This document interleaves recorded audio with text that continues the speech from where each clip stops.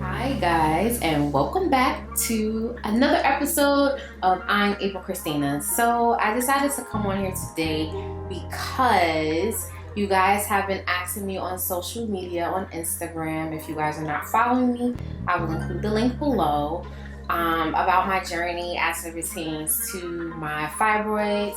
I will also include the link of my previous YouTube video where I have went to my endometriosis specialist, Dr. Kenayama, and that's when I found out the news that I had 2 fibroids. So I'm going to get into the update of what has been happening since then. Since that specific doctor's visit, I was definitely emotional, as you guys have seen, and I was distraught, frustrated. Every emotion that you could think of that was not positive, I actually possessed. But I decided to take matters to my own hands and really figure out what the next steps are, because I definitely do want to be a mom. God's willing, I will be able to carry naturally. So I wanted to figure out what my next steps are.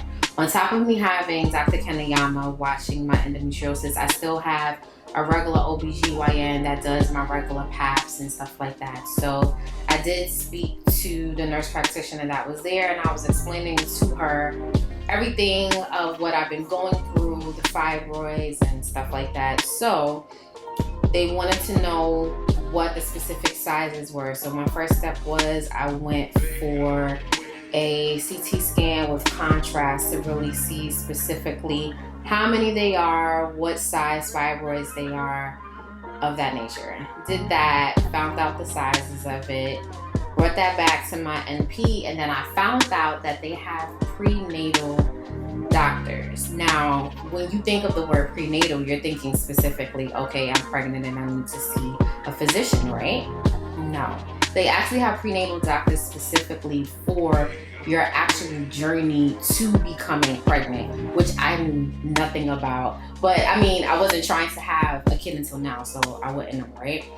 But I did set up a consultation with a prenatal doctor.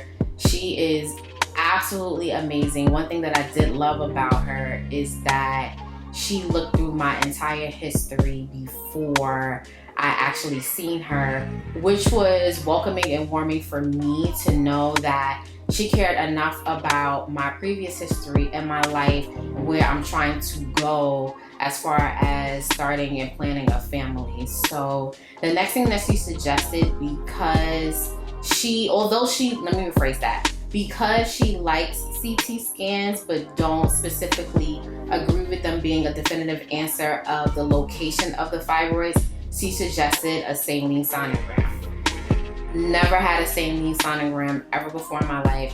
I don't really know what that entails, so she explained it to me, and she said that it wasn't painful. So I was just like, okay, let's just set this up so I can get it over with.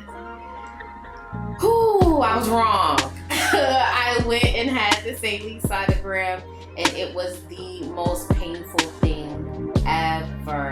And because I thought that since I have endometriosis and I've dealt with so much pain before, that having a saline sonogram was like nothing, right?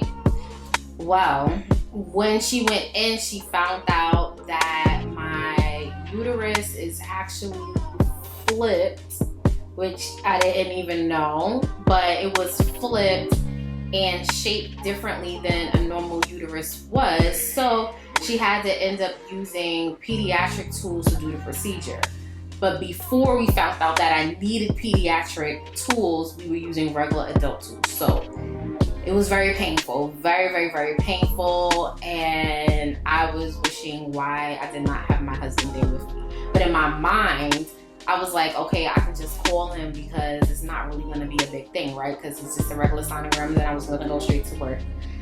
However, that was not the case. So the procedure actually took longer than expected. And just to give you a summary of what a saline sonogram is. So because they did not know the location of my fibroids, what they do is they mimic your womb to expand as if you are pregnant. and they inject saline to see where the fibroids are.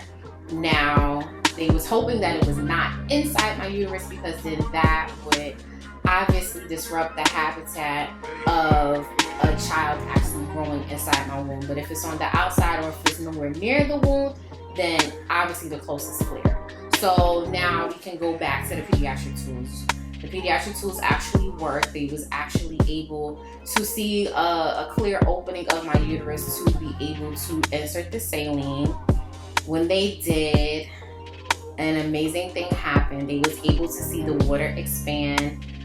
And because they thought that I had numerous masses of fibroids, when she did do the saline sonogram, they found out that it was actually two centimeter fibroids that was like this to each other.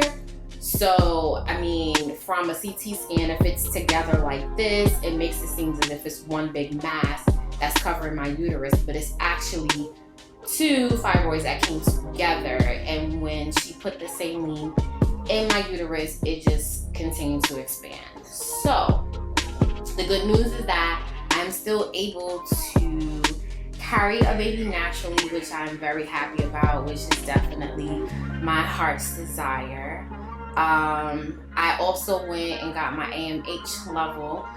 For those that are wondering what an AMH level is, it basically determines the amount of follicles that you have within your whole entire lifespan to be able to have a child. The normal levels is from 1 to 4. When I did this test, I did the test maybe like 2-3 years ago, and it was like 2.3 or 2.2. When I did the test this time, it was 0.8. Now they wanted me to come back because they're like, oh my gosh, this is so close to the normal value, which is 1. Sometimes it's inconclusive, and there are other variables that can interrupt the actual level. But after speaking to my husband, I realized that I literally did not give my body a break for a month straight. I was going from one doctor to the next, from one test to the next, and my body just did not have time to really recover and to really heal on its own. And you guys know that I'm really big on natural healing. So we have mutually decided to stop all of the tests as it pertains to things that we already know. And I trust God, and I believe in God, and I know that we will be able to conceive a baby naturally. But I wanted to give you guys an update on what's taking place with me, what's going on.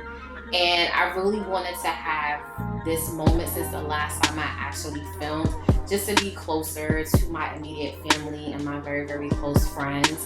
They have been on this journey with me ever since I found out about these fibroids in March, and they have been absolutely amazing. But I wanted to share with you guys what has been going on. So please stay tuned to my next video as I continue